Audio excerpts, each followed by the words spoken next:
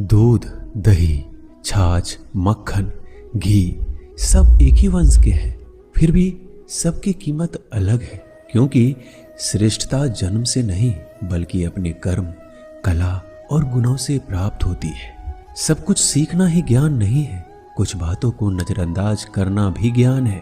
तुम बस सब्र करो, भगवान पर भरोसा करो, वो चमत्कार भी होगा जिसका तुम्हें इंतजार है। चिंता मत करो, एक दिन भगवान तुम्हें सारी खोई हुई मुस्कुराहटें लौटा देंगे और फिर तुम पहले की तरह मुस्कुराओगे। विश्वास रखिए, अगर आप किसी के लिए निस्वार्थ कुछ अच्छा करोगे तो कहीं ना कहीं आपके लिए कुछ बहुत अच्छा जरूर हो रहा होगा। लोग कीचड़ उछाले तो परवाह ना करो, इंसान केवल वही दे सकता है जो उसके पास होता है। बिना किसी शिकायत और निंदा के सिर्फ एक दिन बिताकर देखो, शांति और खुशी नहीं ढूंढनी पड़ेगी। लोगों को इस बात से कोई फर्क नहीं पड़ता कि आप खुश हो या नहीं, उन्हें तो बस फर्क इस बात से पड़ता है कि आप उन्हें खुश रखते हो या नहीं।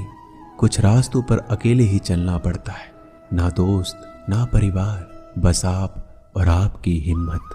कभी थक कर लोग वैसे ही बन जाते हैं जैसा होने का दुनिया उन पर इल्जाम लगाती है। पागल होना भी जरूरी है, जिंदगी में समझदार लोग कहाँ खुलकर हंसते हैं। हमारे लिए कोई भी व्यक्ति कितना भी सुंदर या आकर्षित क्यों ना हो, लेकिन जीवन में आने के बाद मनुष्य हट जाता है। इसलिए कभी किसी को बार बार देखने को मन तरसता था, आज उसे देखने का मन नहीं करता है। कभी उसकी बातें मीठी लगती थी, आज उसकी बातें चुभने लगती है। यहाँ दोष रिश्तों का नहीं मन का है, क्योंकि मन बहुत जल्दी उब जाता है। जब तक वो नहीं मिलता तब तक उसके लिए वो सोना है, लेकिन जैसे ही मिल जाता है उसके लिए वो सब मिट्टी हो जाता है। जिंदगी बोझ तब लगती है जब हर कार्य को ये सोचकर करते हैं कि इसे मैं कर रहा हूँ, बल्कि ये सोचे कि ईश्वर इसे करा रहा है।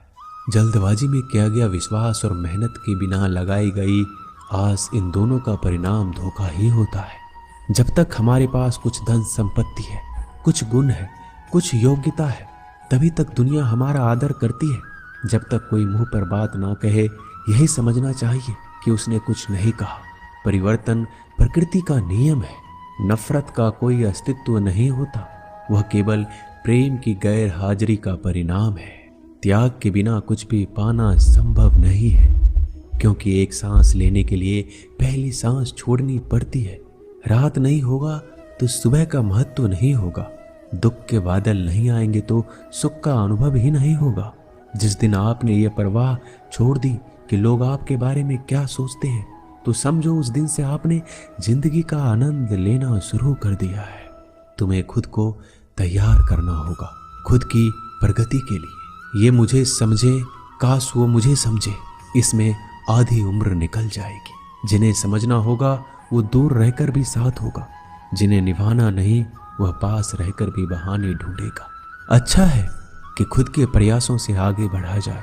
स्वर्ग में सब कुछ है लेकिन मौत नहीं, गीता में सब कुछ है लेकिन झूठ नहीं, दुनिया में सब कुछ है लेकिन किसी को सुकून नहीं, और आज के इंसान में सब कुछ है लेकिन सब्र नहीं। हारना रोना कोई बड़ी बात नहीं, हर कोई हालात से हारता है और रोता है। बस कोई हार कर परिस्थिति को कोसता है और कोई उस विकट परिस्थिति से गुजर कर हंसता है, उभरता है। जब कोई समझे ही ना तो उसे समझाने की जरूरत ही क्या, जब कोई माने ही ना तो उसे बताने की जरूरत ही क्या। जिन रिश्तों में एक दूसरे की भावनाओं की कदर ना हो, उन रिश्तों को जबरदस्ती खींचने की जरूरत ही क्या। श्री कृष्ण कहते हैं, रूठ जाने के बाद कसूर चाहे किसी का भी हो, बात शुरू वही करता है जो प्रेम करता है। आशा मत खोना, आप कभी नहीं जानते कल आपके लिए क्या लाने वाला है। एक जंगल में एक काला कौवा रहता था। वह अपने काले रंग से बहुत परेशान था। एक दिन वह महात्मा जी के पास पहुंचा। वो महात्मा जी बड़े चमत्कारी शक्तियां जानते थे। उनको प्रणाम करके काला कौवा बोला, महात्मा जी, मैंने सुना है आप रूप परिवर्तित कर सकते हैं। मैं अपने रूप से बहुत परेशान हूँ, मुझे रूप बदलना है। महात्मा जी ने कहा, दिक्कत क्या है? वो कौवा अपना दुख बताने लगा कि मैं काले रंग का हूँ, काले रंग से मुझे घिन आने लगी है। लोग मुझे देखते ही उड़ा देते हैं, अपनी नजरों के सामने रखना पसंद नहीं करते। कभी आपने देखा है किसी इंसान को कौवे को लाड़ प्यार करते? मुझे लगता है ये जो रूप है मेरा, मेरी खुशियों के आड़े आ रहा है, मुझे बदलना है। महात्मा जी ने कहा, ठीक है, तुमने क्या सोचा है, क्या बनना चाहते हो? कौवे ने कहा, मुझे हंस बनना है। महात्मा जी ने कहा, बस इतनी सी बात, अभी बना देता हूँ।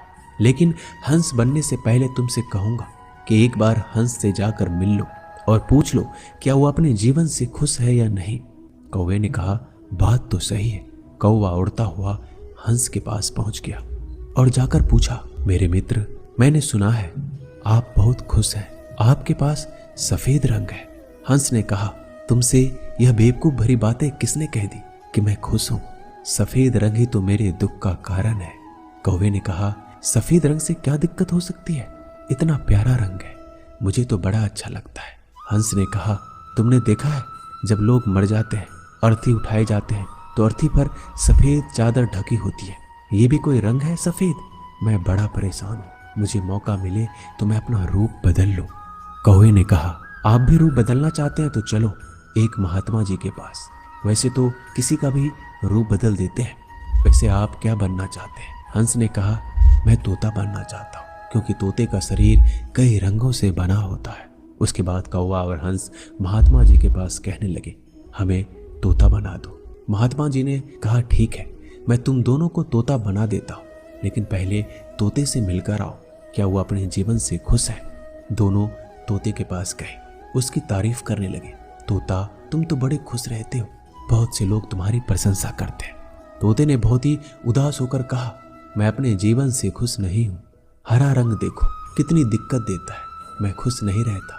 मेरे इस रूप की वजह से मुझे लोग पकड़ कर ले जाते हैं और अपने घरों में पिंजरों में कैद कर देते हैं, फिर बुलवाते हैं। मैं तो परेशान हो गया हूँ, लोगों ने मुझे अपने मनोरंजन का साधन बना लिया है। मुझे मौका मिले तो मैं रूप बदल लूं।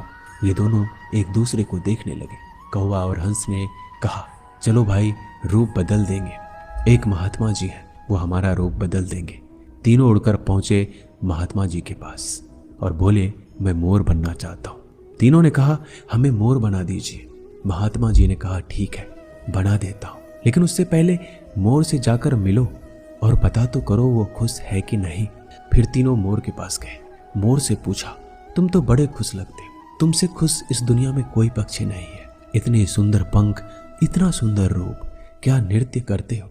मोर ने कहा, भाई यही तो दिक्कत है, यही तो परेशानी है। तुम्हें एक आवाज सुनाई दे रही है? तीनों ने कहा, हाँ सुनाई तो दे रही है, ऐसा लग रहा है कोई इंसान हमारी तरफ आ रहा है। मोर ने कहा, यहाँ खतरा है, उड़ जाओ। ये तीनों उड़ गए और मोर वहीं रह गया। एक तीर आया और मोर को लग गया। मोर छटपटाने लगा और तीनों से कहने लगा, सुन लो, जैसे हाल में हो उसी हाल में खुश रहो। मैं इतना सुंदर हूं इसलिए तो मेरा शिकार कर लिया जा रहा है, मेरे पंख ले जाकर शिकारी बेच देगा। मोर मरते मरते कहा, सुनो कौवा, इस दुनिया में सबसे खुश अगर है तो वो है तुम। कौवे ने कहा, कैसे? मोर ने कहा, तुमने सुना है कभी कोई इंसान कौवे को खा रहा हो? मुर्गी के बच्चे को खा लेता है, लेकिन कौवे को कोई नहीं खाता, और कोई भी कौवे को पिंजरे में बंद करके नहीं रखता और तुम्हारा शिकार भी नहीं करता। तुम बहुत सुरक्षित हो, तुमसे किसी का कोई मतलब नहीं, तो अपने हाल में खुश रहो।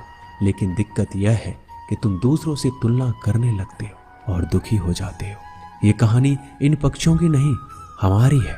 हम जिस हाल में हैं, हमें खुश रहना सीख लेना चाहिए। अगर तुलना करते रहोगे तो तुलना का कोई अंत नहीं होता।